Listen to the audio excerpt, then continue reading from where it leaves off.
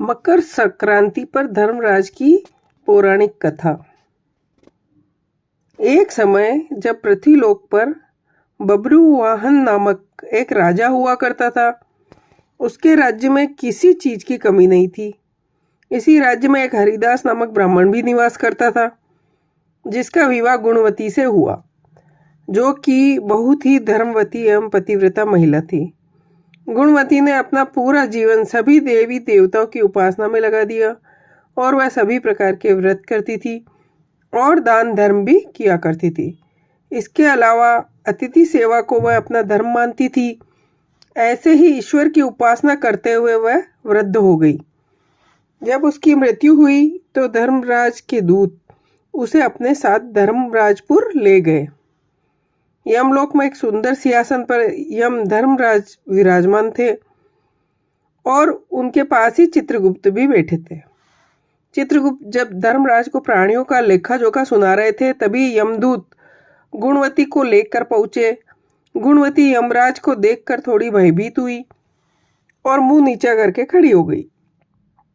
फिर चित्रगुप्त ने गुणवती का ब्यौरा निकाला और उसके बारे में धर्मराज को बताया।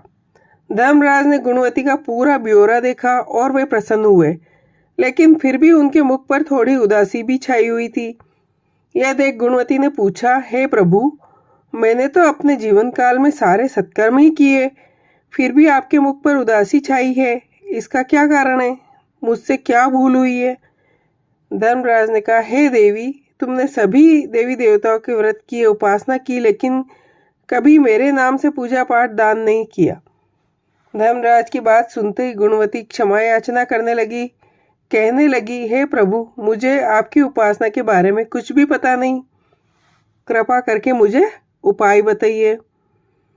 मैं आपके मुख से आपकी भक्ति का मार्ग सुनना चाहती हूँ और मेरी कामना है कि मृत्यु लोक वापस जाकर मैं आपकी भक्ति करूं और सभी लोगों को इस बारे में बताऊं।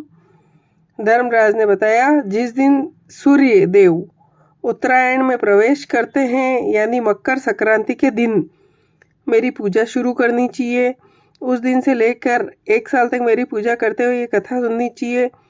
साथ ही इन नियमों का पालन करना चाहिए। धीरज रखना यानी संतुष्टि रखना, अपने मन को वश में रखना, सभी को क्षमा करना, किसी प्रकार का दुष्कर्म नहीं करना, मानसिक और शारीरिक शुद्धि का ध्यान रखना, अपनी इंद्रियों को वश में रखना, बुरे विचारों को मन में न लाना, पूजा पाठ और दान पुण्य करना, व्रत करना और व्रत की कहानी सुनना, सच बोलना और सभी से अच्छा व्यवहार करना, क्रोध न करना। धर्म के इन सभी लक्षणों का पालन करते हुए 1 साल तक मेरी कथा नियम से सुने, दान पुण्य और परोपकार में काम करे और अगली मकर संक्रांति पर इस व्रत का उद्यापन करे। इसके बाद मेरी एक मूर्ति बनाकर विधि विधान से प्राण प्रतिष्ठा करवाकर हवन पूजन करे। साथ ही चित्रगुप्त की भी पूजा करे और काले तिल के लड्डू का भोग लगावे और ब्राह्मण भोज करावे। धर्मराज से व्रत की पूरी कथा सुनकर गुणवती ने धर्मराज से प्रार्थना की, हे प्रभु, मुझे फिर से मृत्यु लोक में जाने दीजिए, जिससे मैं आपका व्रत कर सकूं। इस पर यमराज ने गुणवती को धरती लोक पर फिर से जाने दिया। धरती पर वापस आकर गुणवती ने धर्मराज द्वारा बताए व्रत के बारे में अपने पतिदेव को बताया।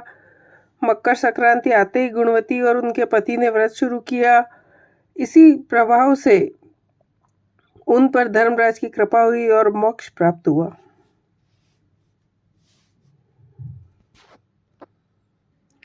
मकर संक्रांति पर धर्मराज की पौराणिक कथा। एक समय जब पृथ्वीलोक पर बब्रुवाहन नामक एक राजा हुआ करता था। उसके राज्य में किसी चीज की कमी नहीं थी। इसी राज्य में एक हरिदास नामक ब्राह्मण भी निवास करता था,